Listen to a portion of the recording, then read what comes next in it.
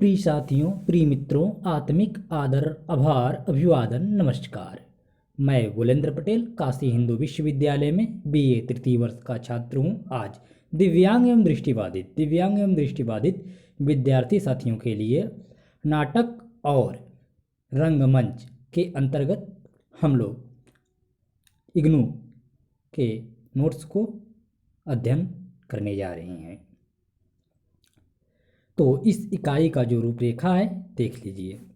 उद्देश्य, प्रस्तावना, साहित्य की अन्य विधाएं और नाटक, प्रत्यक्षता, प्रभाव की सघनता और तीव्रता, सामूहिकता, नाटक की रचना प्रक्रिया और दर्शक, नाट्य प्रस्तुति और दर्शक, विभिन्न कलाओं का समावेश, सजीवता, संवादात्मकता, तत्कालिकता, नाटक और रंगमंच का संबंध, जो महत्वपूर्ण बिंदु है।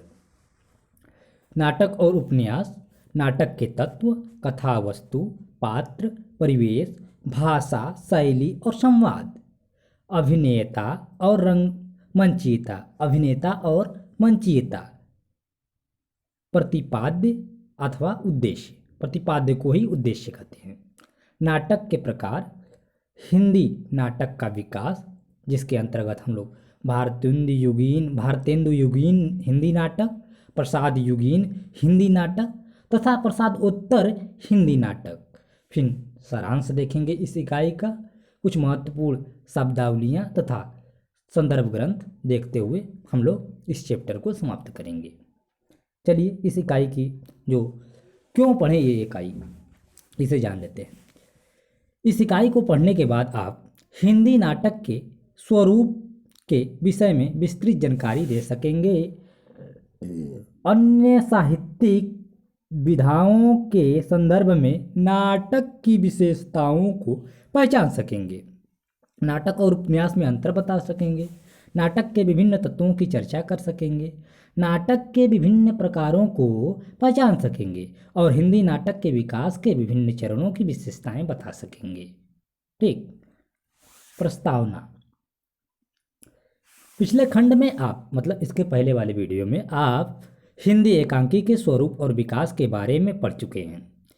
साथ ही 2 एकांकियों तथा 3 अन्य नाट्य रूपों का अध्ययन भी आपने किया है।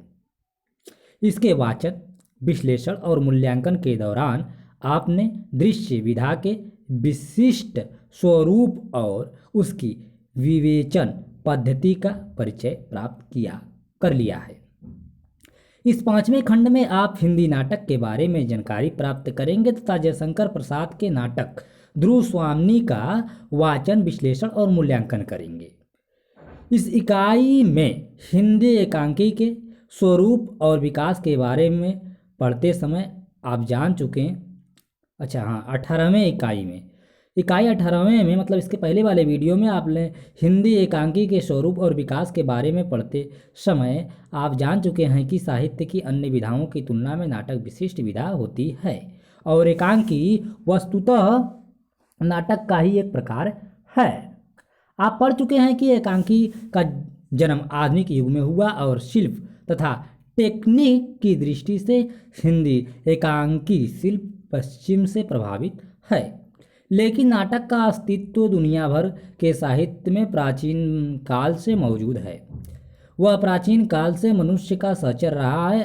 अपार सुख दुख के गहन क्षणों में जैसे मनुष्य की वाणी से अनायास कविता फूट पड़ी, उसी तरह गहन भावों की शारीरिक मानसिक अभिव्यक्ति के लिए नृत्य और नाटक की शुरुआत हुई।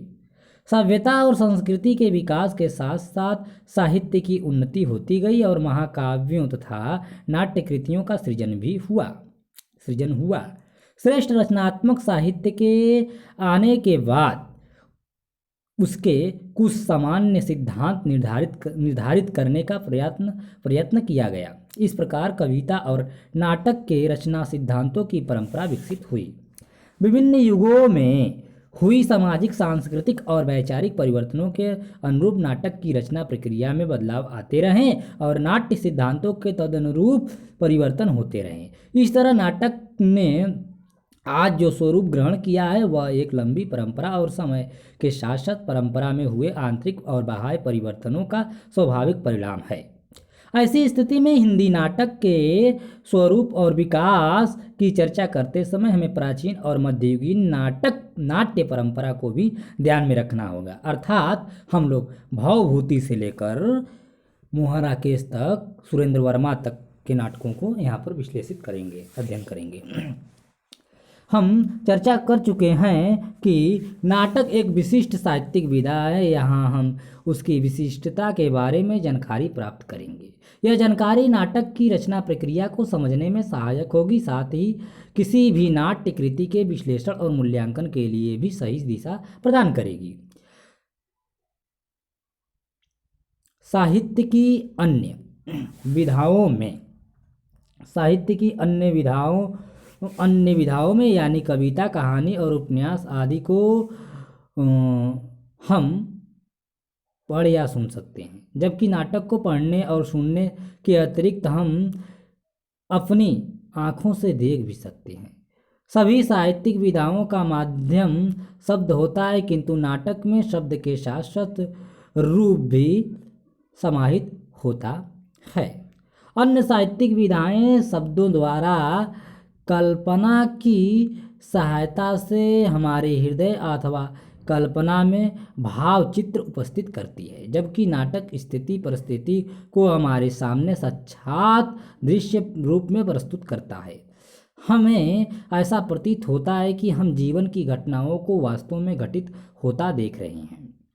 इंद्रियों के आधार पर पड़ने वाले इस प्रभाव को ध्यान में रखते हुए प्राचीन भारतीय आचार्यों ने काव्य के दो विभाग किए हैं, श्रव्य काव्य और दृश्य काव्य। दृश्य काव्य के अंतर्गत हम नाट्य को देख सकते हैं, नाटक को। संस्कृत साहित्य में नाटक को भी काव्य ही माना गया है और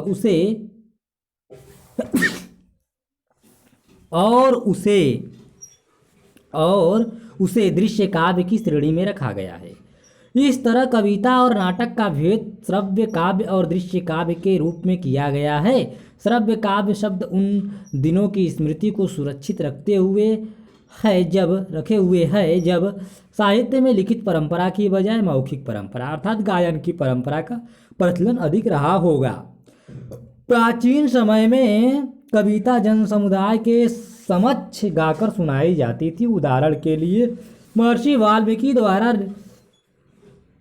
लिखे गए रामायण का जो रामचंद्र के दरबार में गाकर सुनाया स्वयं लवकुश ने।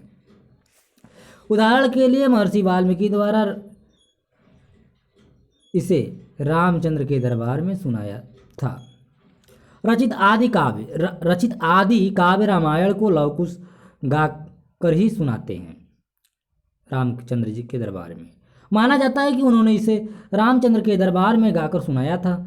नाटक को दृश्य काव्य इसलिए कहा जाता है कि दर्शक विशेषतः उसे आँख और कान दोनों इंद्रियों से ग्रहण करता है। उसे सुनने के साथ साथ देखा भी जा सकता है। लेकिन आज का नाटक पाठ्य होता जा रहा है। रेडियो नाटक तो खैर श्रव्य काव्य है, सुना जाने वाला का नाटक। आज जब साहित्य की काव्य के अतिरिक्त अन्य अनेक विधाएं सामने आ गई हैं और वह मुद्रित होकर सुगमता से प्राप्त होने के कारण सुनने की बजाय पढ़ने की वस्तु अधिक हो गया है, तब इसे श्रव्य काव्य कहना बहुत तर्कसंगत नहीं रहा। इस तरह आज नाटक को दृश्य काव्य की बजाय दृश्य विधा कहना अधिक उपयुक्त प्रतीत होता है, क्योंकि आज नाटक को गद्य साहित्य का प्रमुख भेद माना जाता है। यद्यपि पद्य नाटक और गीति नाट्य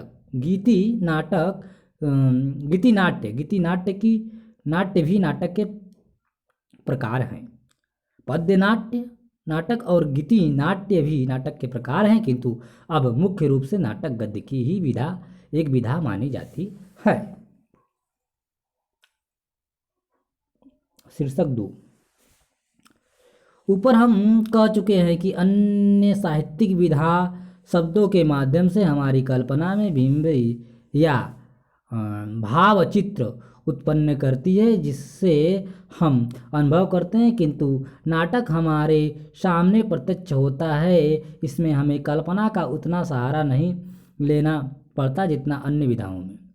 स्वाभाविक है कि जो हम सुनते हैं या पढ़ते हैं उसकी तुलना में जो हम देखते हैं उसका प्रभाव ज़्यादा होता है। यह लोक सिद्ध अनुभव है कि प्रत्यक्ष और मूर्त का प्रभाव अप्रत्यक्ष और अमूर्त की अपेक्षा अधिक होता है। यही कारण है कि नाटक की प्रभाव क्षमता अन्य किसी भी विधा से अधिक होती है।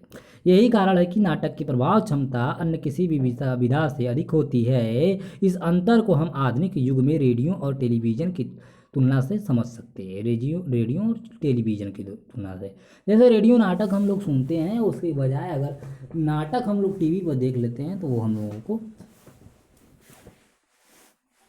अच्छा से प्रभाव हम लोगों पर डालता है।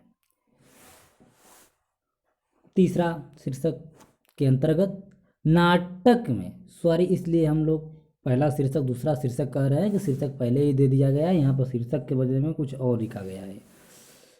नाटक में भाषा के माध्यम से लेखक जो कुछ दर्शकों तक पहुंचाना चाहता है उसे अभिनेता अभिनय के माध्यम से प्रस्तुत करते हैं। दृश्य माध्यम होने के कारण नाटक में सामाजिकता अन्य विधाओं से अधिक होती है। कविता, कहानी या उपन्यास को हम अकेले में बैठकर पढ़ सकते हैं, परंतु पर नाटक का आस्वाद एकांत में नहीं किया जा सकता। यह एक सामूहिक कला है जिसमें लेखक के अलावा रंग कर्मियों निर्देशक, अभिनेता मंडली, मंच सज्जाकार, प्रकाश व्यवस्थापक, संगीत वाद्यकार आदि की पूरी सक्रिय भूमिका होती है।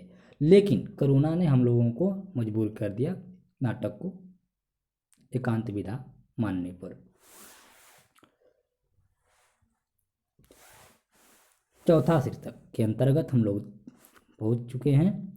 दर्शक इस सामूहिक कला के अनिवार्य अंग होते हैं। लेखक तथा रंगकर्मियों के संपूर्ण प्रयास दर्शक को केंद्र में रखकर चलते हैं। कोई नाट्य प्रस्तुति कितनी ही अच्छी क्यों न हो, उसकी सफलता और सार्थकता सिद्ध करने के लिए दर्शक समूह की उपस्थिति अनिवार्य है। दर्शकों के संबंध में खास बात यह है कि नाटक देखने आए विभिन्न व्यक्ति एक दूसरे से पर्याप्त भिन्न होते हैं। लोग एक साथ बैठकर नाट्य प्रस्तुति को देखते हैं।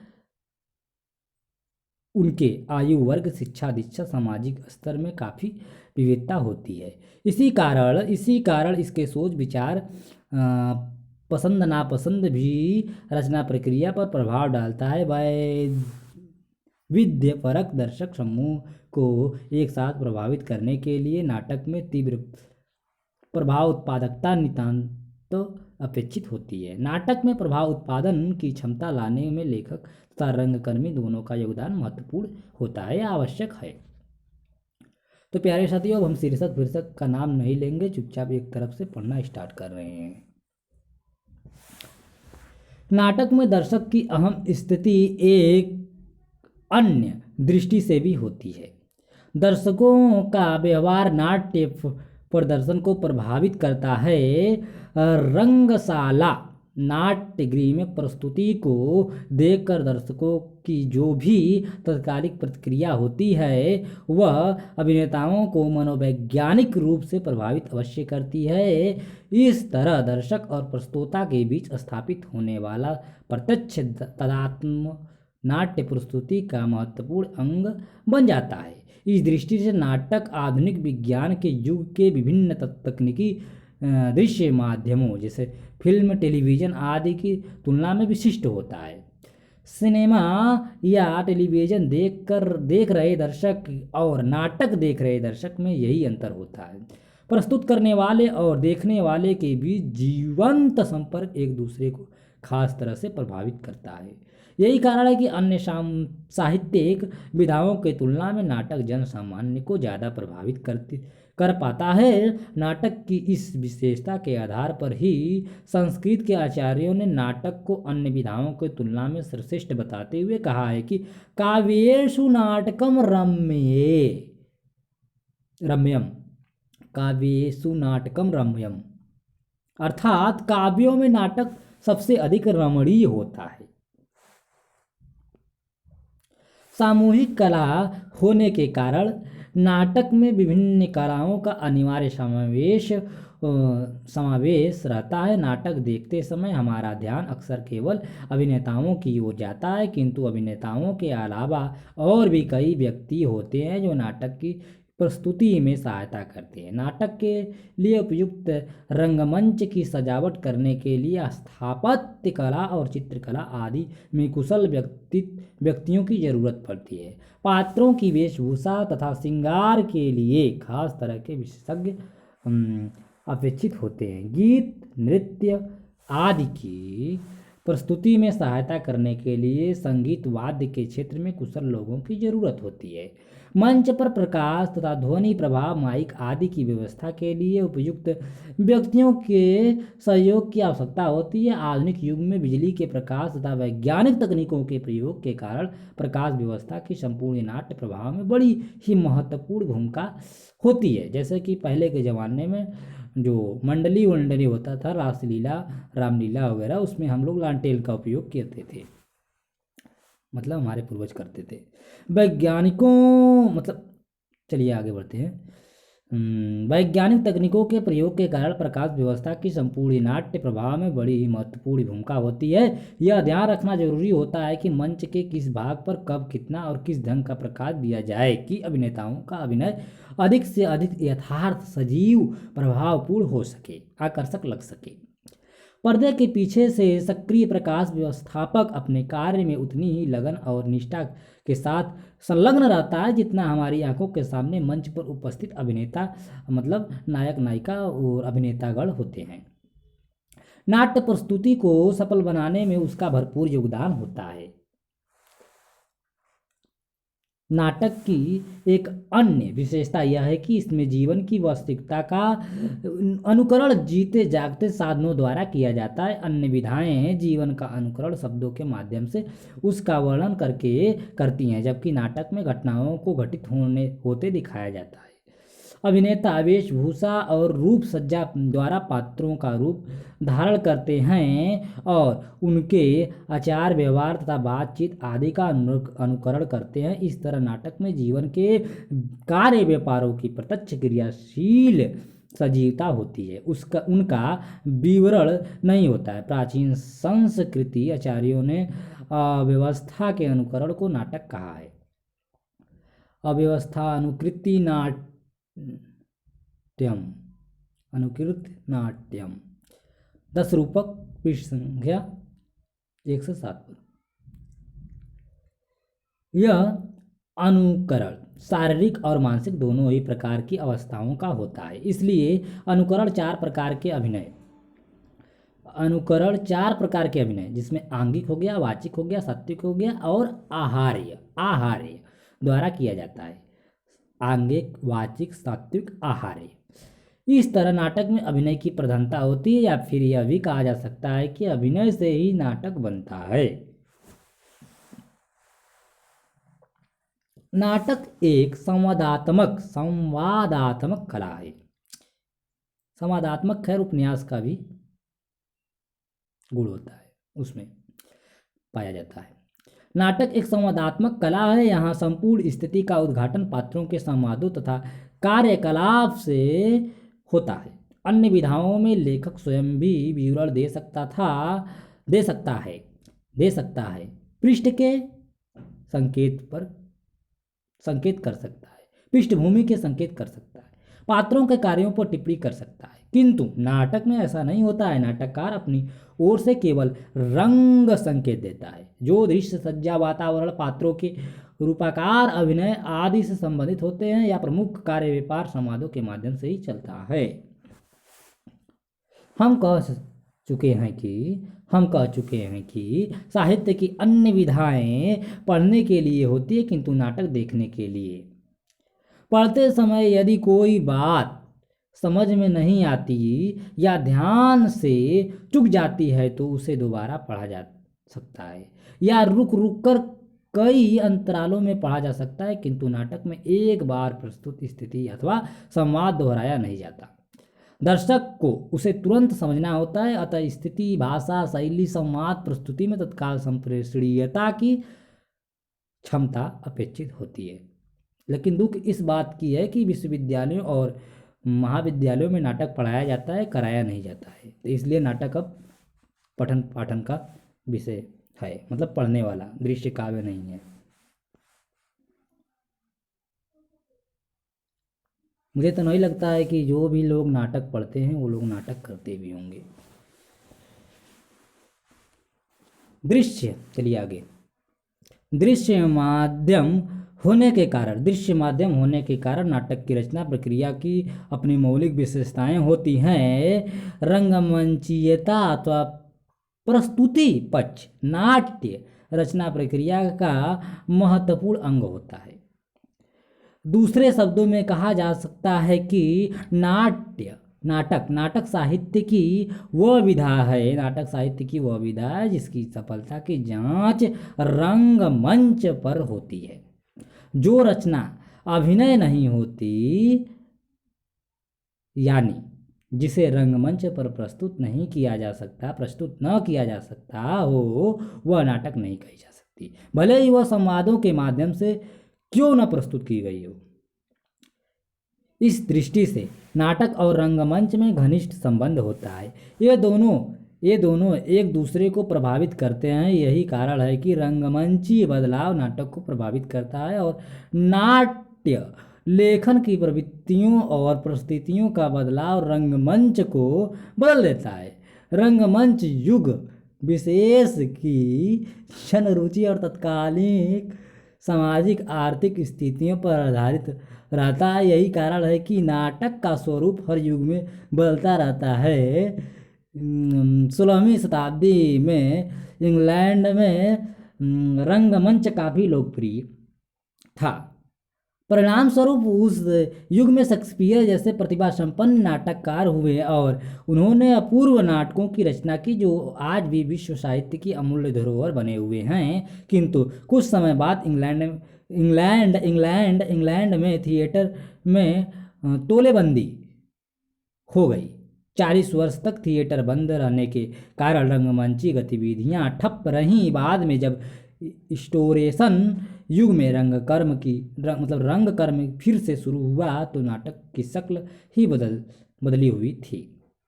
बिल्कुल आप लोग पढ़ सकते हैं, दृष्टिबाधित विद्यार्थी बिल्कुल नाटक पढ़ सकते हैं, नाटक सुन सकते हैं, क्योंकि उनके लिए नाटक का एक नया विधा रेडियो नाटक है।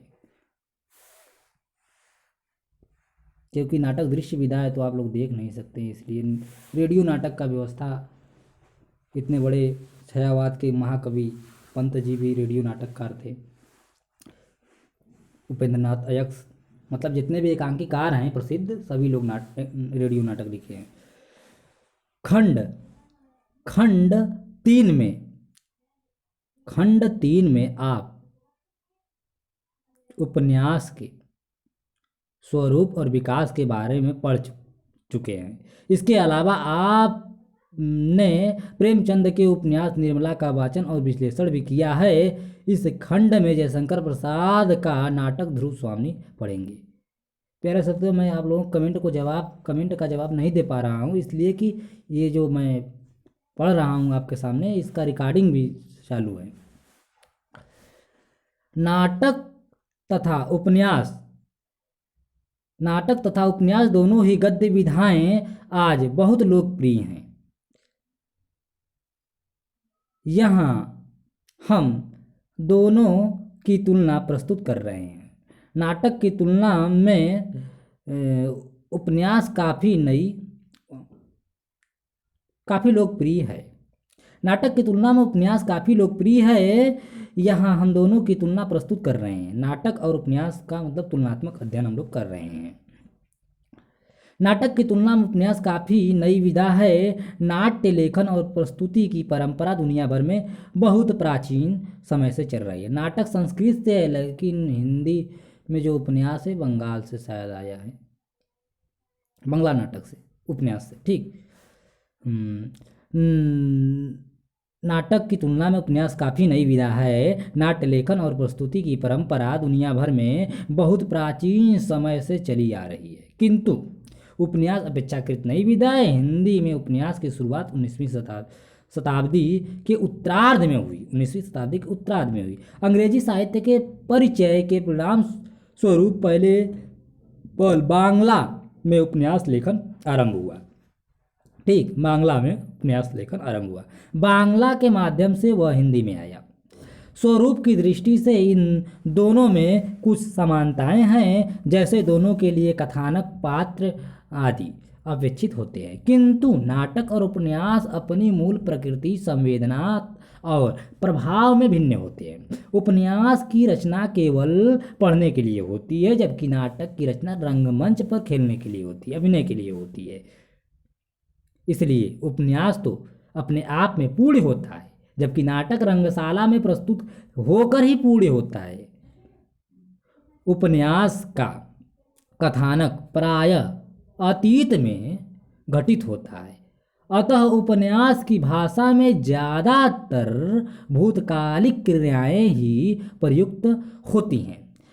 नाटक में घटनाएं अतीत की होने पर भी वर्तमान में हमारी आँखों के सामने घटित दिखाई जाती है, अतः यहाँ विवरण या वर्णन मात्र न होकर पुनः सृजन होता है। उपन्यासकार के पास केवल शब्द ही होते हैं, नाटककार के शब्दों की पूर्ति और पुष्टि अभिनय द्वारा की जाती है, जिससे नाटक में सजीवता का समावेश होता है। इस तरह दोनों में कथा वस्तु, भाषा, शैली, पात्र आदि तत्व होने के बावजूद रूप रचना की विशिष्टता के कारण इन तत्वों में भी एक स्तर पर भेद हो जाता है।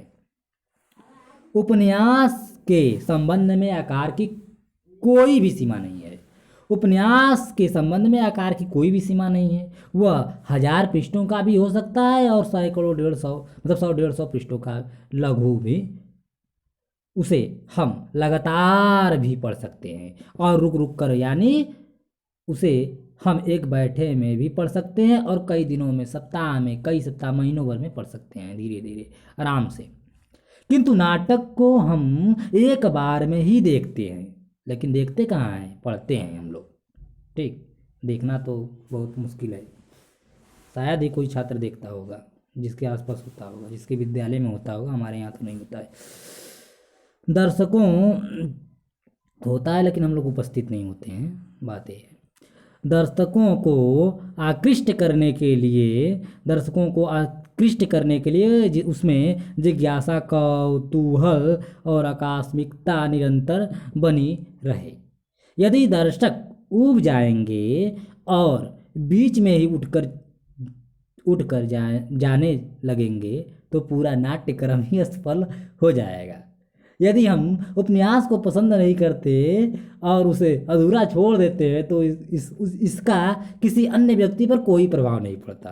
किंतु यदि नाटक के दर्शक अधूरी प्रस्तुति के बीच में ही उठकर चले जाते हैं, भले ही सब न जाएं, पर यदि अधिकांश चले जाते हैं तो रंगकर्मियों पर अपने असफल हो जाने का गहरा मनोवैज्ञानिक प्रभाव पड़ता है। उनका मनोबल ही गिर जाता है। नाटक की रचना प्रक्रिया में इस तथ्य का ध्यान रखा जाना चाहिए, मतलब रखा जाना अपेक्षित होता है। नाटक के पात्रों के बारे में लेखक स्वयं कुछ नहीं कहता, उनका चरित्र उनके संवादों और व्यवहार से उद्घाटित होता है। किसी पात्र के अपने संवादों से तो उसके चरित्र की जानकारी मिलती है, अन्य पात्रों द्वारा कही गई बातों से भी उसके चरित्र का पता चलता है। पात्रों के क्रियाकलाप और शारीरिक चेष्टाएं भी उनके चरित्र को प्रस्तुत करती है। उपन्यासकार को दोहरी सुविधा होती है। पात्रों के कथोपकथन तथा कार्यकलाप के द्वारा उनके चरित्र के उद्घाटन के साथ साथ वह चरित्र चित्रण की विश्लेषणात्मक पद्धति भी अपनाता है, यानी पात्रों के चरित्र का विश्लेषण स्वयं भी करता है। वह जब आवश्यक समझता है तब स्वयं नाटक के पात्रों में शामिल हो जाता है और उनके विचार, भाव आदि को स्पष्ट करने के लिए उनके संबंध में टीका टिप्पणी करता चलता है। जैसे कि हम लोग महाभारत या रामायण में देख सकते हैं कि स्वयं रचनाकार वाल्मीकि लोग उसको शिक्षा देते हैं, मतलब उसमें शामिल हो जाते हैं। इस तरह नाटककार परोक्ष या नाटकी ढंग काम में लाता है और उपन्यासकार परोक्ष के साथ साथ साक्षात या विश्लेषणात्मक ढंग भी। रूप रचना के अंतर के कारण उपन्यास और नाटक के संवादों में भी भेद हो जाता है। हम कह चुके हैं कि नाटककार के शब्दों की पूर्ति अभिनय द्वारा होती है, अतः भाषा के लिखित रूप की बजाय उसका मौखिक रूप प्रधान होता है। भाषा के मौखिक रूप में स्वर का उतार चढ़ाव कहीं कहीं शब्दों से ज़्यादा इनकी प्रस्तुति पर आश्रित होता है। वाक्य कभी कभी अपूर्ण भी हो सकते हैं तथा प्रसंग और परिस्थिति के अनुसार आवश्यकता पड़ने पर संवाद एक हद तक लंबे भी हो सकते हैं। उपन्यास का माध्यम लिखित भाषा होती है, इसलिए लिखित भाषा की सभी विशेषताएं वहां आ जाती है। नाटक और रंगमंच में क्या संबंध है? चलिए हम लोग आगे बढ़ते हैं। नाट्य रचना अथवा किसी भी साहित्यिक कृति को निश्चित तत्वों के भीतर फिट करके मूल्यांकित करना बहुत आसान और सदैव उपयुक्त नहीं होता। कारण प्रतिभावान साहित्यकार नियमों से पूरी तरह बंध कर नहीं चलता और फिर समय तथा स्थितियों के बदलाव के साथ साथ रचना दृष्टि में भी बदलाव आते रहते हैं। रचनाकार नए से नए प्रयोग करते रहते हैं, फिर भी विविध साहित्यिक विधाओं की कुछ संरचनात्मक विशिष्टताएं होती हैं जो एक दूसरे से अलग पहचान बनाती हैं तथा प्रत्येक विधा को उसका अपना निश्चित स्वरूप प्रदान करती है। कृति के विश्लेषण विवेचन के सामान्य मानदंड निर्धारित करने में इन संरचनागत विशिष्टताओं को आधार बनाया जाता है। रचनाकार द्वारा किए गए नए प्रयोगों को भी इन संरचनागत विशिष्टताओं के भीतर और बाहर जांचा परखा जाता है। हम बता चुके हैं कि नाटक खेलने की परंपरा दुनिया भर में प्राचीन काल से चली आ रही है। यही कारण है कि अधिकांश देशों के प्राचीन साहित्य में नाट्य लेखन प्रचुर मात्रा में प्रचुर मात्रा में हुआ है, अधिकांश मात्रा में हुआ, तथा यही कारण है कि अधिकांश देशों में के प्राचीन साहित्य में नाट्य लेखन प्रचुर मात्रा में हुआ तथा काव्य सिद्धांतों की चर्चा के साथ साथ ही शुरू हो गई। ऐसी स्थिति में यह स्वाभाविक ही था कि नाटक का स्वरूप परंपरा और प्रयोग के आधार पर निर्मित और रूपांतरित होता रहता। हिंदी नाटक की स्थिति भी ऐसी ही है। इसके स्वरूप निर्माण में भारतीय और पाश्चात्य नाट्य दृष्टियों का योग रहा है, अतः भारतीय और पाश्चात्य नाट्य तत्वों की संक्षिप्त जानकारी यहाँ आवश्यक है। भारतीय नाट्य सिद्धांत संस्कृत के नाटकों के आधार पर निर्मित हुए थे तथा पश्चिमी नाट्य सिद्धांत का आधार यूनानी नाटक थे। भारतीय आचार्यों ने नाटक के 3 अनिवार्य तत्व माने हैं, वस्तु, नेता और रस। भारतीय आचार्यों ने नाटक के 3 अनिवार्य तत्व माने हैं, वस्तु, नेता और रस। वस्तु का अर्थ है कथा वस्तु, नेता यानी पात्र, रस यानी रचना से उत्पन्न होने वाला प्रभाव या उसकी अनुभूति से जो आनंद प्राप्त होता है उसे हम रस कर सकते हैं। अर्थात रचनाकार द्वारा अनुभूत सत्य की दर्शक अथवा पाठक को प्रतीति अथवा अनुभूति। पाश्चात्य आचार्यों ने नाटक के 6 तत्व माने हैं, 3 और बढ़ा दिए। कथा वस्तु, पात्र, देश काल, संवाद, शैली और उद्देश्य, जिसे हम प्रतिपाद्य कहते हैं, उद्देश्य कोई, ठीक।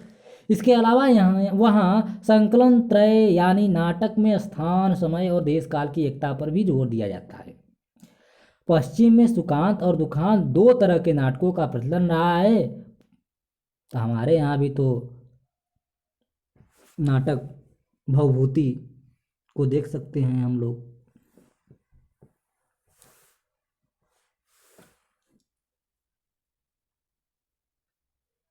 पश्चिम में सुखांत और दुखांत दो तरह के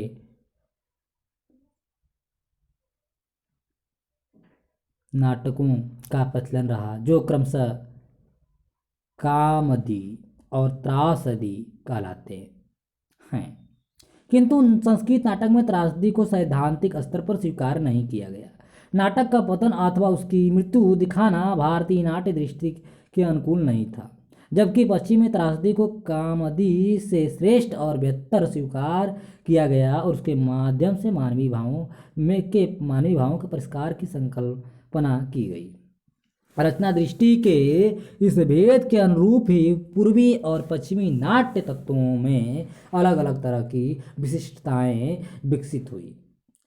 पश्चिमी नाटक में द्वंद्व अथवा संघर्ष को प्रधानता दी गई और भारतीय नाटक में रसानुभूति को। हिंदी नाटककारों ने न तो भारतीय नाट्य सिद्धांतों को पूर्णतया स्वीकार किया और न पश्चिमी नाट्य सिद्धांतों का अंधा अनुकरण ही किया। दोनों ही दृष्टियों को अपनाते हुए उन्होंने स्थिति और प्रसंग के अनुकूल अपने नाटकों की रचना की, अर्थात अपना मार्ग स्वयं चुना। इस तरह नाटक के तत्वों के भीतर दोनों नाट्य दृष्टियों का समावेश हुआ। हिंदी नाटक में साथ ही परंपरा से छूट लेकर नए प्रयोग भी किए गए। कथानक का अर्थ, मतलब कथानक पर हम लोग आ गए। कथानक का अर्थ है घटनाओं या कार्य व्यापार की योजना। लेखक अपनी कथा वस्तु का चयन जीवन के किसी भी क्षेत्र से कर सकता है। समाज, राजनीति, इतिहास, मनोविज्ञान आदि किसी भी मतलब किसी को भी वह अपने नाटक का विषय बना सकता है। हम चर्चा कर चुके हैं कि नाटक में जीवन की क्रियाशील सजीवता होती है। जीवन की घटनाएं उसमें दृश्य रूप में प्रस्तुत होती है। ऐसी स्थिति में नाटककार जिस कथ्य को चुनता है उसका संपूर्ण घटना व्यापार दृश्य रूप में प्रस्तुत नहीं किया जा सकता। नाटक और उपन्यास की तुलना के दौरान हमने बताया था कि उपन्यास का पाठक उसे कई बार बीच बीच में छोड़कर भी पढ़ सकता है, किंतु नाटक एक ऐसी विधा है जिसे लगातार देखना होता है, शुरू से अंत तक एक बार में ही देखा जाता है। अतः उसका समय 2-3 घंटे से अधिक नहीं होना चाहिए नाटक का। ऐसी स्थिति में नाटककार अपने कथ्य का कुछ अंश दृश्य रूप में प्रस्तुत करता है, शेष आवश्यक स्थितियों और कार्यकलापों की सूचना पात्रों द्वारा प्रस्तुत कराता रहता है, संकेत कर देता है। इस तरह कथानक में कार्य व्यापार दो तरह से आगे बढ़ता है, दृश्य घटनाओं के माध्यम से और सूच्य घटनाओं के माध्यम से। कथानक दो प्रकार के होते हैं, एक होता है आधिकारिक और दूसरा होता है प्रासंगिक। आधिकारिक और प्रासंगिक। आधिकारिक से संबंधित होती है। आधिकारिक कथानक का संबंध नाटक के मुख्य कार्य या उद्देश्य से होता है। यह कथा नाटक के प्रधान पात्रों से संबंधित होती है। प्रासंगिक कथा का अर्थ है प्रसंगवश आई हुई या गौड़ कथा। ठीक, जैसे हम अगर महाभारत में देखें तो या रामायण में देख लें, सबरी का प्रसंग आ जाता है, निषाद रात का प्रसंग आ जाता है, तो ये सब गौड़ कथा है जो विस्तार देता है नाटक को। इस कथा का सीधा संबंध नायक अथवा नायिका से न होकर अन्य पात्रों से होता है, किंतु प्रासंगिक कथा नाटक की मूल कथा यानी आधिकारिक कथा से सर्वथा स्वतंत्र नहीं होती, बल्कि यह मूल कथा की गति को आगे बढ़ाने में सहायक होती है। अगली इकाई में आप जयशंकर प्रसाद का नाटक ध्रुवस्वामी पढ़ेंगे और 14वें प्रश्न पत्र के अंतर्गत यहूदी हानूस तथा 8वां सर्ग को हम लोग विशेष रूप से देखेंगे और 3 नाटक को अगले वाले वीडियो में। ध्रुवस्वामिनी में कोमा और शकराज, ध्रुवस्वामिनी में कोमा और शकराज की कथा प्रासंगिक कथा के रूप में प्रस्तुत की गई है। कथा वस्तु के कार्य व्यापार के समुचित नियोजन के लिए प्राचीन संस्कृत आचार्यों ने कार्य व्यवस्थाओं, अर्थ कृतियों और संधियों की व्यवस्था की है। इस तरह फल की प्राप्ति की इच्छा से किए गए कार्य की 5 अवस्थाएं मानी गई हैं: आरंभ, प्रयत्न, प्रत्याशा, नियताप्ति और फलागम। हाँ बिल्कुल, हम लोग कोणार्क नाटक का रिकॉर्डिंग कर चुके हैं। ठीक ठीक हो गया है उनको। हाँ आपको लिंक भेज देंगे। ठीक ठीक ठीक जी। कथानक को 5 भागों में विभक्त किया गया 5 भागों में विभक्त किया गया: बीज, बिंदु, पताका, प्रकरी और कार्य नामक अर्थ। प्रकृतियाँ वस्तुतः नाटक के कार्य व्यापार की सिद्धि के उपायों या साधनों से संबंध रखती है। पश्चिमी नाटक में भी कार्य की 6 अवस्थाएं मानी गई हैं जो कथा वस्तु के पश्चिमी नाटक में भी कार्य की 6 अवस्थाएं मानी गई जो कथा वस्तु के पहला, प्रमुख कार्य व्यापारों को प्रकट करके, और दूसरा, संघर्ष का सूत्रपात करती हुई, संघर्ष का सूत्रपात करती हुई। तीसरा, कार्यों को चरम सीमा की ओर बढ़ाती है। चौथा, चरम सीमा पर पहुंचकर संकट की स्थिति उत्पन्न हो जाती है और संघर्ष के 2 पक्षों में से एक के ह्रास की शुरुआत होने लगती है और दूसरे की सफलता की संभावना बढ़ने लगती है। यह अव्यवस्था भयंकर अंत के रूप में समाप्त होती है। कथा वस्तु में कार्य व्यापार और घटनाओं के नियोजन की यह व्यवस्था वस्तुतः समग्र नाट्य प्रभाव को दृष्टि में रखकर की गई थी। आधुनिक नाटककारों ने इसे पूर्णतया स्वीकार नहीं किया है, फिर भी वह अपने कथा सूत्रों को इस ढंग से अवश्य पिरोता है कि समग्रता में प्रभाव की अनुमति उत्पन्न हो सके। इसलिए आज नाटक में कार्य व्यापार की 3 स्थितियां महत्वपूर्ण होती हैं: पहला आरंभ, दूसरा विकास, तीसरा परिणति मतलब अंत। कथा वस्तु के 2 प्रकार कौन से हैं? ठीक,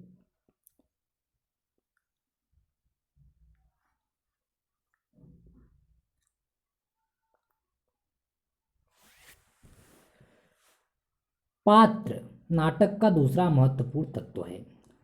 ठीक, पात्र नाटक का दूसरा महत्वपूर्ण तत्व है।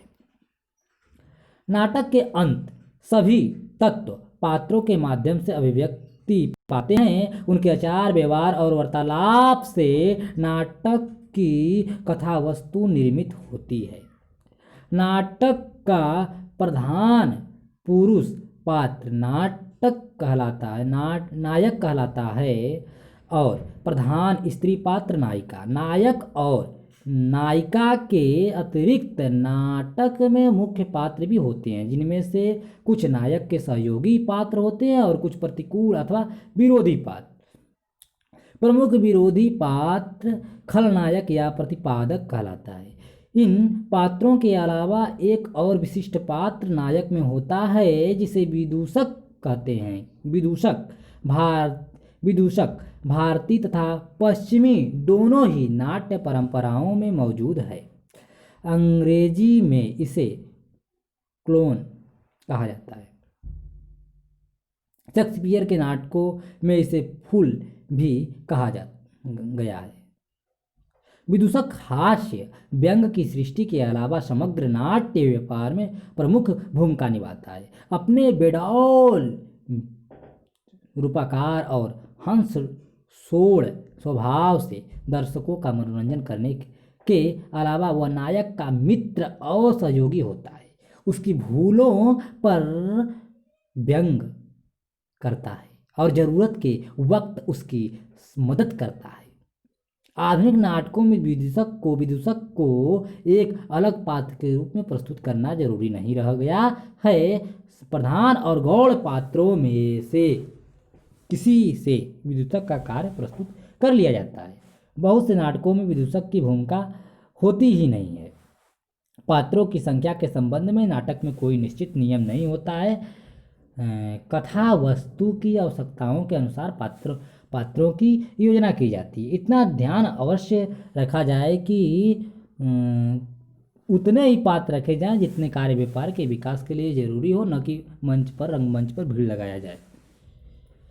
माना जाता है कि नाटक में कोई भी पात्र फालतू प्रतीत नहीं होना चाहिए। इस तरह पात्रों की संख्या इतनी अधिक न हो जाए कि नाटक के समग्र प्रभाव में विघ्न पड़े अथवा रंगमंच पर पात्रों की आवश्यकता भीड़ भाड़ दिखाई दे।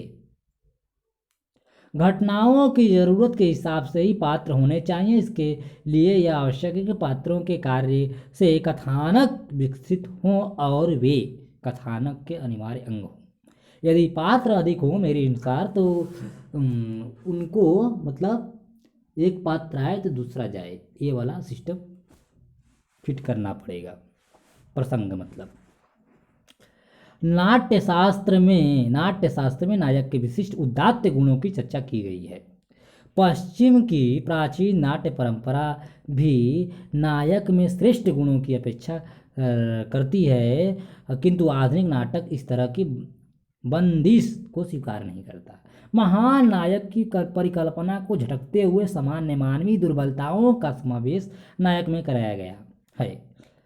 यथार्थवादी नाटक दृष्टि तथा विभिन्न सामाजिक, मनोवैज्ञानिक और मानवतावादी विचारों के प्रभाव स्वरूप आज नायक का प्रधान पात्र ले लिया है। जी बिल्कुल, चंद्रगुप्त नाटक के हम लोग चाणक्य और उसके सभी अलग अलग पात्रों का चित्रण हम लोग प्रस्तुत कर चुके हैं। ठीक, चलिए हम लोग आगे बढ़ते हैं। परिवेश नाटकों का महत्वपूर्ण तत्व है। परिवेश नाटकों का महत्वपूर्ण तत्व है। नाटक में प्रस्तुत घटनाएं वर्णित न होकर प्रत्यक्ष रूप में सामने आती हैं। कथानक चाहे प्राचीन काल से संबद्ध हो अथवा समसामयिक जीवन से, नाटक में वह वर्तमान के रूप में दृश्यमान और मूर्त होता है। अतः जिस समय समाज और परिस्थिति को लिया गया हो वह हमारे सामने साकार हो उठनी चाहिए।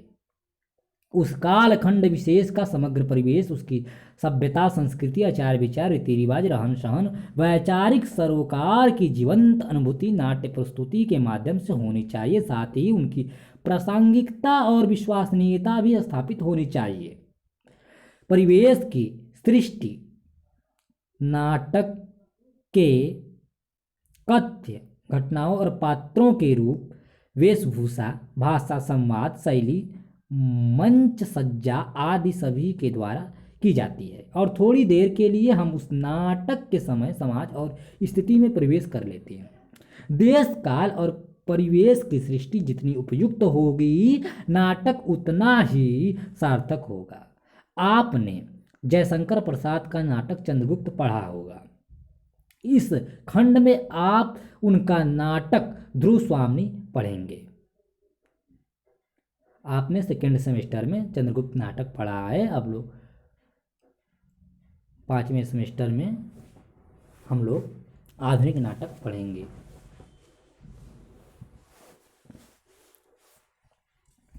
ध्रुव स्वामिनी पढ़ेंगे। यहाँ पर आप गौर करेंगे कि इन नाटकों का समस्त वातावरण क्रमशः मौर्य और गुप्तकालीन भारतीय समाज को प्रस्तुत करता है। ठीक, साथ ही भारतीय मुक्ति प्रसंग के सांस्कृतिक, सामाजिक नवजागरण के परिवेश की भी सृष्टि करता है। इस उपभाग के अंतर्गत भाषा शैली और संवाद, मतलब हम लोग अब भाषा शैली और संवाद के बारे में नाटक का अध्ययन करेंगे। नाटक में भाषा शैली और संवाद कैसा होना चाहिए इसके विषय में अध्ययन करेंगे। नाटक में इन तीनों तत्वों का विशेष महत्व होता है। नाटक में भाषा को बड़ा ही गंभीर दायित्व वहन करना पड़ता है। दृश्य विधा होने के कारण नाटक में हमारा भाषा से जीवंत साक्षात्कार होता है। भाषा के लिखित रूप के बजाय यहाँ उसके मौखिक रूप की महत्वपूर्ण भूमिका होती है। लिखित भाषा और मौखिक भाषा के स्वरूप और प्रभाव में अंतर होता है, किंतु नाटक में दोनों का समन्वय अपेक्षित होता है। जो बात पात्र कहें वह दर्शक को तुरंत संप्रेषणीय हो, इसलिए उसमें स्पष्टता नितांत अपेक्षित है।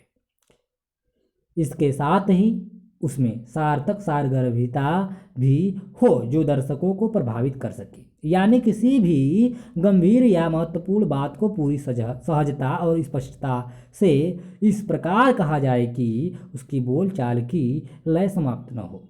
दूसरी ओर भाषा से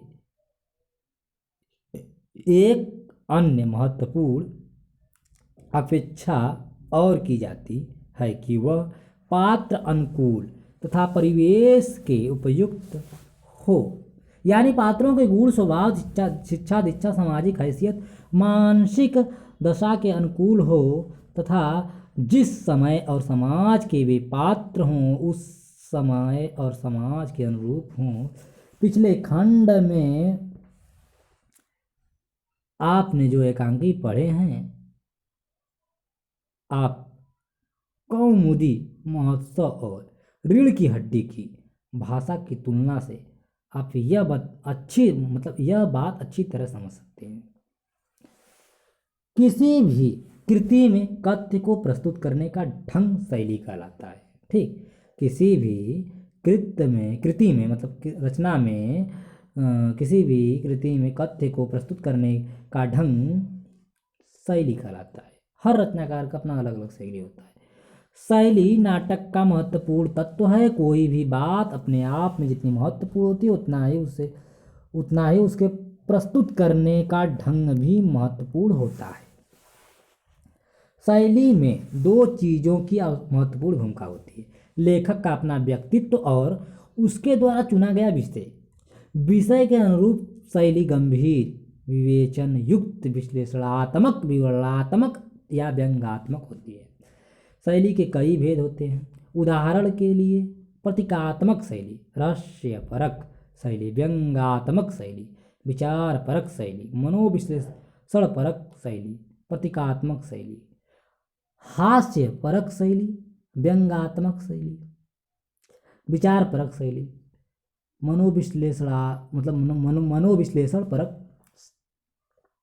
शैली, भावात्मक शैली, प्रसन्न शैली, पांडित्यपूर्ण शैली, तर्कपूर्ण शैली, खंडन मंडन की शैली, बोलचाल की शैली। यह आवश्यक नहीं है कि लेखक किसी रचना में एक ही प्रकार की शैली अपनाए। एक साथ कई तरह की शैलियों का प्रयोग भी कर सकता है, पात्रों के अनुसार कर सकता है। एक ही कृति में स्थान पर अलग अलग शैलियाँ भी प्रयुक्त हो सकती हैं। आपको याद होगा कि रीढ़ की हड्डी एकांकी में जगदीश चंद्र माथुर का हम लोग कोणार्क नाटक पढ़ेंगे तो उसमें भी देख सकेंगे। ठीक, तो जगदीश चंद्र माथुर ने रीढ़ की हड्डी अपने एकांकी में प्रतीकात्मक, विवरणात्मक, व्यंग्यात्मक तीनों शैलियों का एक साथ प्रयोग किया है। इसी तरह प्रसाद जी चंद्रगुप्त नाटक में तर्क वितर्क पूर्ण शैली, व्यंग पूर्ण शैली, विश्लेषणात्मक शैली, भावात्मक शैली साथ साथ चलती रही है। संवाद और कथोपकथन अथवा कथोपकथन। संवाद अथवा कथोपकथन को नाटक का प्राण कहा जाता है। उसके बिना नाटक हो ही नहीं सकता। हमारे जीवन में वाणी का जो महत्व है वही नाटक में संवादों का है। अन्य साहित्यिक विधाओं में लेखक अपनी ओर से भी कुछ कहता है, किंतु नाटक का लेखक सब कुछ पात्रों के माध्यम से ही कहलाता है। पात्रों का व्यवहार और वाणी ही लेखक के कथ्य को दर्शक तक पहुंचाती है तथा पात्रों के चरित्र के उद्घाटन में संवादों की महत्वपूर्ण भूमिका होती है। किसी पात्र के वचनों से उसके अपने बारे में परिचय मिलता है, साथ ही जो कुछ वह अन्य पात्रों के बारे में कहता है उसे उसे वह पात्रों के बारे में जानकारी मिलती है। यह जानकारी सदैव ही सीधी और स्पष्ट नहीं होती है। लेखक सदैव भाषा की अभिधा शक्ति से ही काम नहीं लेता, वह पात्र से व्यंजनात्मक और लाक्षणिक ढंग से भी बात कहलाता है। वह अन्य पात्रों के बारे में कहता है उससे अन्य पात्रों के बारे में जानकारी मिलती है। यह जानकारी सदैव सीधी और स्पष्ट नहीं होती। लेखक सदैव भाषा की अभिधार शक्ति से ही काम नहीं लेता, वह पात्रों से व्यंजनात्मक और लाक्षणिक ढंग से भी बात कहलाता है। ध्रुव स्वामी का रामगुप्त से निम्नलिखित संवाद देखिए। ध्रुव स्वामी का रामगुप्त से प्रसाद कहलाते हैं। इस प्रथम संभाषण के लिए मैं कृतज्ञ हुई महाराज, किंतु मैं भी यह जानना चाहती हूँ कि गुप्त साम्राज्य क्या स्त्री संप्रदान से ही बड़ा है। ध्रुव स्वामी के ये वाक्य रामगुप्त के चरित्र की कई विशेषताओं को प्रकट करते हैं। संवादों को नाटक की कसौटी माना जाता है, क्योंकि कथ्य की संप्रेषणीयता में संवाद सर्वाधिक महत्वपूर्ण भूमिका निभाते हैं। संवाद इतने लंबे नहीं होने चाहिए कि भाषा के मौखिक रूप यानी बोलने की दृष्टि से अस्वाभाविक हो जाएं और दर्शक उबने लगे। न ही विचार इतने बोझिल होने चाहिए कि अस्पष्ट हो जाए। उसमें बोलचाल की सहजता अपेक्षित है। इसका यह अर्थ नहीं कि नाटक के संवाद केवल रोजमर्रा के साधारण वार्तालाप की तरह ही हो। गौर करने की बात यह है कि दैनिक जीवन में विभिन्न स्थितियों और स्तरों पर हमारी बातचीत का स्वरूप और शैली आदि जैसे विभिन्न स्थलों पर हमारी भाषा और भिन्न भिन्न होते हैं। शैली भिन्न भिन्न होते हैं हमारे दैनिक जीवन में भी भिन्न भिन्न स्थानों पर, जैसे परिवार, विद्यालय, विश्वविद्यालय, कार्यालय, सार्वजनिक स्थल, मित्र मंडली, विचार गोष्ठी आदि जैसे विभिन्न स्थलों पर हमारी भाषा ऑटोमेटिकली बदल जाती है। वार्तालाप की शैली अलग अलग होती है। इस तरह अध्यापक, डॉक्टर, राजनीतिक नेता, संगीतज्ञ, साहित्यकार, न्यायाधीश, दार्शनिक, विचारक, मजदूर, किसान, व्यापारी आदि विभिन्न सामाजिक हैसियतों के लोगों की बातचीत में अपने अपने ढंग की विशिष्टता होती है। यदि नाटककार जीवन के इस वैविध्य को भली भांति देखता और अनुभव करता है तो उसके नाटकों में समाज जीवन स्थितियों के अनुकूल और यथार्थ होंगे। संवादों का प्रस्तुति पक्ष भी नाटक में बड़ी अहम भूमिका रखता है। लेखक को चुनना होता है कि समग्र कथ्य का कौन सा अंश दृश्य और मौखिक रूप में सर्वाधिक संप्रेषणीय और प्रभावपूर्ण हो सकेगा। संवादों में स्वाभाविकता के साथ साथ वाक चातुर्य यानी बातचीत की कौशल अपेक्षित है। रंगमंच पर नाटक की सफलता या असफलता का आधार काफी हद तक उसके संवाद ही होते हैं।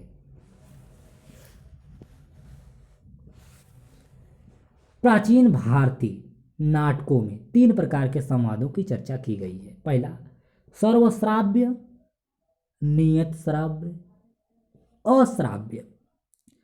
संवादों की ये 3 श्रेणियां मंच पर उपस्थित अन्य पात्रों के सुनने की दृष्टि से निर्धारित की गई है।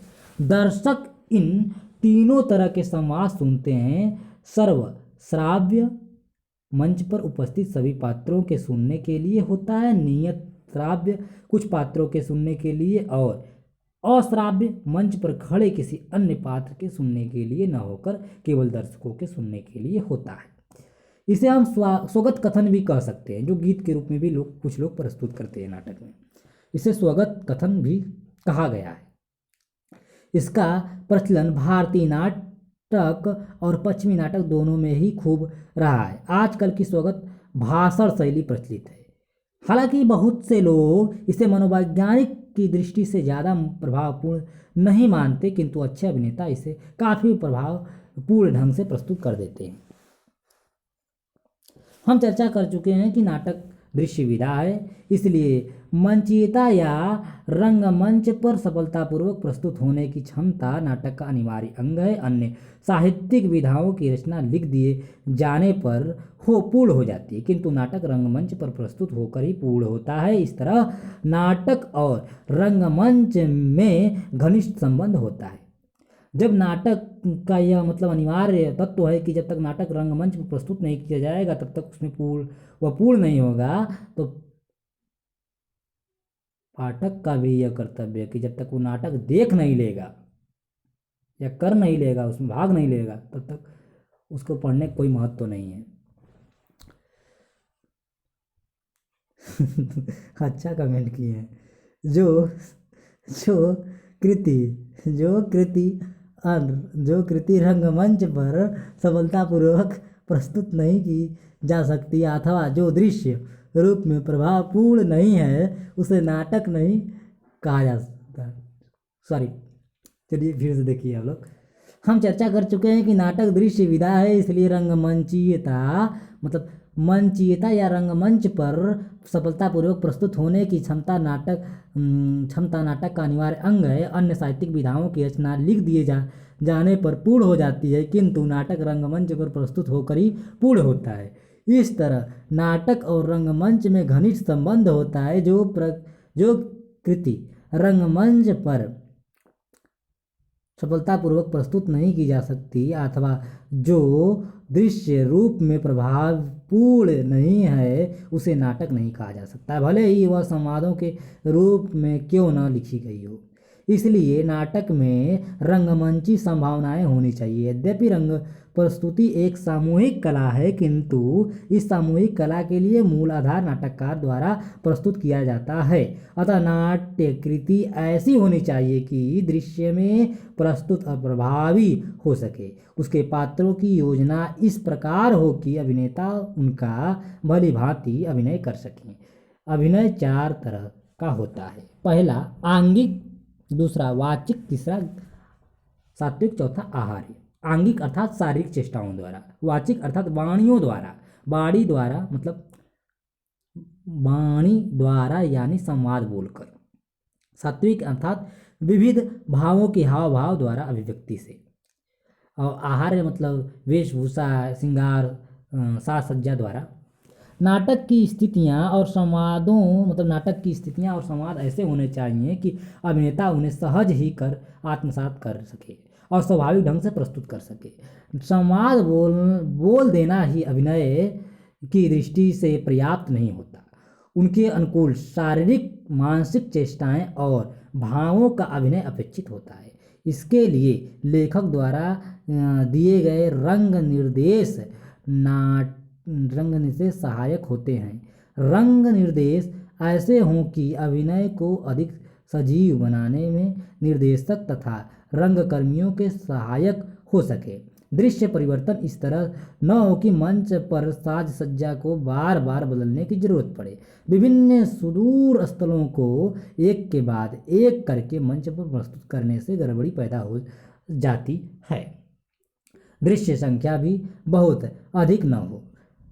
अंक विभाजन और दृश्य विभाजन समुचित हो। आजकल बहुत से नाटककार बार बार दृश्य परिवर्तन उपयुक्त नहीं समझते हैं, केवल अंक परिवर्तन ही प्रस्तुत करते हैं। संकलन त्रय यानी स्थान, कला और कार्य की एकता की योजना भी मंच की सुविधा की दृष्टि से ही अपेक्षित मानी गई है। यद्यपि नाटककारों ने इस बंधन को सदैव स्वीकार नहीं किया, इसके बिना भी प्रभावपूर्ण और कालजयी नाटक लिखे गए हैं।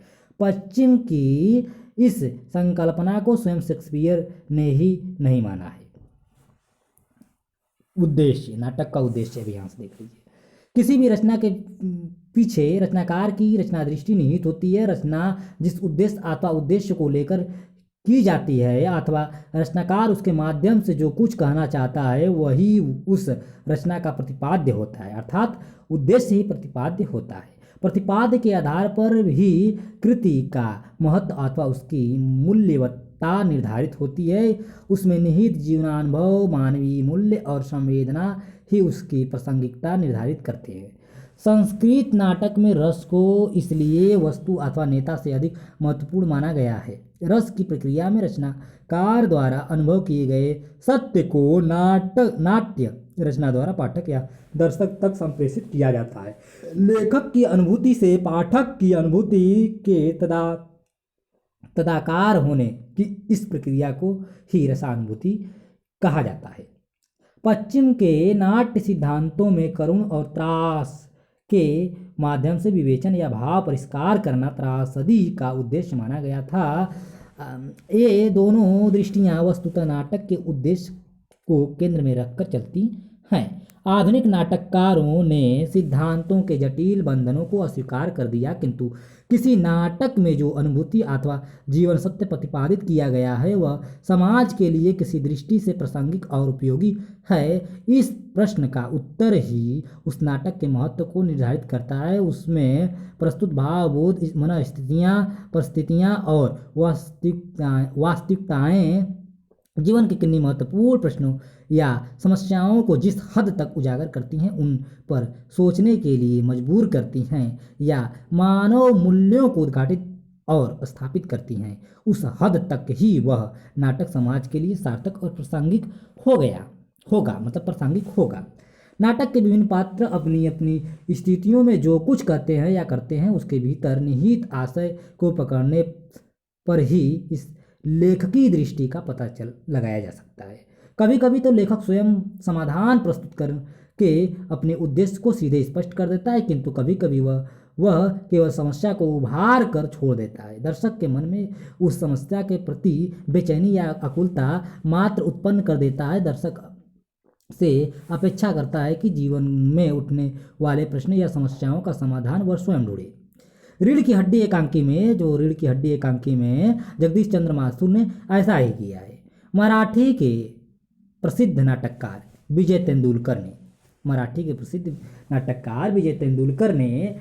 तेंदुलकर के नाटक भी इसी प्रकार के हैं। ऐतिहासिक नाटकों में प्रतिपाद्य और भी अधिक महत्वपूर्ण होता है। इतिहास की घटना की पुनरावृत्ति मात्र लेखक का उद्देश्य नहीं होता है। उसके माध्यम से लेखक वर्तमान के किसी प्रसंग, समस्या या परिस्थिति को उजागर करता है। उदाहरण के लिए चंद्रगुप्त नाटक में प्रसाद जी ने राष्ट्रोद्धार के प्रश्न को उठाया है, यानी आक्रमण से देश की रक्षा और नंद के अत्याचारपूर्ण शासन में शोषित जनता के उद्धार के प्रश्न, ब्रिटिश शासन और औपनिवेशिक शोषण से भारतीय जनता की मुक्ति की समस्या के संदर्भ में पर्याप्त प्रासंगिक और समसामयिक है। अतः इतिहास की घटनाओं को मूल्यवत्ता उसके वर्तमान संदर्भों के कारण है।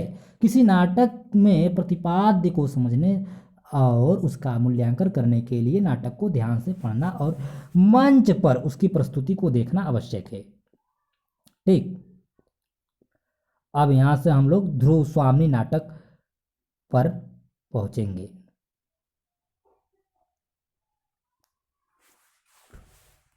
पहले कुछ महत्वपूर्ण तथ्य को देख लेते हैं, बिंदुओं को चर्चा कर लेते हैं। आपने कुछ नाटक देखे होंगे, यह महसूस किया होगा कि नाटक कई तरह के होते हैं। कुछ नाटकों को आप किसी थिएटर या रंगमंच पर प्रस्तुत देखते हैं। साथ ही कुछ नाटक आपने ऐसे भी देखे होंगे जिसके अभिनय के लिए थिएटर या रंगशाला की जरूरत नहीं है। आपने रासलीला, रामलीला, नौटंकी वगैरह देखी होगी। नौटंकी, विदेशिया या तमाशा आदि देखे होंगे। नुक्कड़ नाटक देखे होंगे जो गाँव में होता है।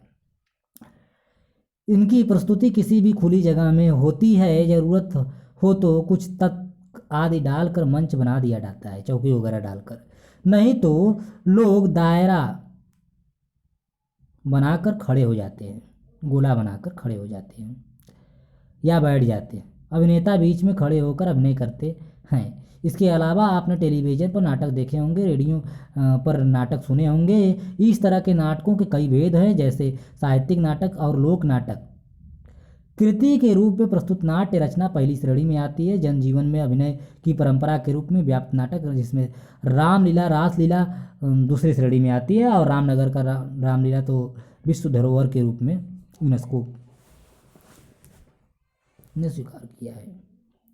साहित्यिक नाट्य कई प्रकार के होते हैं। वस्तुतः इनके भेदों का निर्धारण कई आधारों पर किया जा सकता है। जैसे हम लोग सुखांत नाटक, दुखांत नाटक, दुख और सुखांत नाटक, प्रहसनपरक नाटक, ठीक, ऐतिहासिक नाटक, पौराणिक नाटक, सामाजिक नाटक, राजनीतिक नाटक, धार्मिक नाटक, हास्यपरक नाटक, व्यंग्यपरक नाटक, प्रतीकात्मक नाटक, मनोविश्लेषणात्मक नाटक मतलब मनोविश्लेषण परक नाटक, एकांकी नाटक, अनेकांकी नाटक मतलब कहानी या कहानी वाला पता, कविता कविता वाला कॉन्सेप्ट है यहाँ पर। एक पात्री नाटक, द्विपात्री नाटक, बहुपात्री नाटक, गद्य नाटक, पद्य नाटक, गीति नाटक, समस्या नाटक, नुक्कड़ नाटक, स्पर्ध नाटक, रंगमंची नाटक, रेडियो नाटक, टेलीविजन नाटक, इस तरह के हम लोग कई प्रकार के मतलब नाटकों के कई प्रकार ये उनकी विशेषताओं को स्पष्ट करने के लिए निर्धारित किए गए हैं। अतः यह नहीं समझना चाहिए कि कोई नाटक उपयुक्त में से किसी एक ही प्रकार का हो सकता है। किसी भी नाटक में विभिन्न दृष्टियों से कई तरह की विशेषताएं होती हैं। जैसे कोई नाटक राजनीति होने के साथ साथ प्रतीकात्मक और व्यंग्यात्मक भी हो सकती है। उसे समस्या नाटक के रूप में भी प्रस्तुत किया जा सकता है और नुक्कड़ नाटक के रूप में भी। तो प्यारे साथियों, यहाँ से हम लोग रंगमंच और मतलब